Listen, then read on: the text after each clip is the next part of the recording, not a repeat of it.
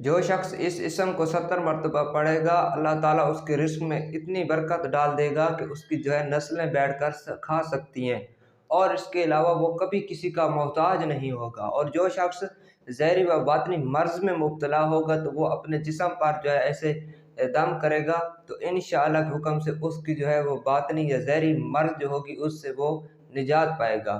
तो ये है आज का वीडियो का टॉपिक। तो चलते हैं आज की वीडियो के टॉपिक की तरफ। सबसे पहले आपसे गुजारिश है, अगर आप चैनल पर नए हो तो चैनल को सब्सक्राइब कर दो, और मैं इसी तरह इस्लामिक वीडियो लाता रहता हूँ।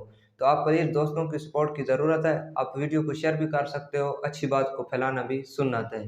तो बात नोट कर लें, अच्छी तरीके से वजीफ़े को नोट कर लें। वजीफ़ा स्टार्ट करने से पहले आपसे यही गुजारिश है, आप जो है दरूद इब्राहिमी पढ़ लें। यकीनन आपने दरूद इब्राहिमी पढ़ लिया होगा। तो बात को करते हैं स्टार्ट। आपको वजीफ़ा कैसे करना है, किस वक्त करना है, और किस तरीके के साथ जो है वो वजीफ़ा आपने करना है। वजीफ़ा दरअसल ये है कि इसका कोई टाइम टेबल नहीं है। आपने सिर्फ अव्वल आखिर मरतबा हो सके, 2 मरतबा हो सके, जितना भी हो सके आपने दरूद इब्राहिमी पढ़ देना है।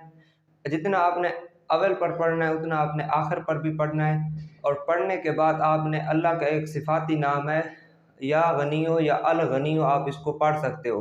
तो अल गनियो को आपने 70 मरतबा पढ़ना है, और इंशाअल्लाह हुक्म से आपके रिज़्क़ में बरकत होगी। इतना आपको अल्लाह रिज़्क़ देगा कि आपकी सोच है। और इसके अलावा अल्लाह आपको किसी का मोहताज नहीं ठहराएगा सिवाय अपने।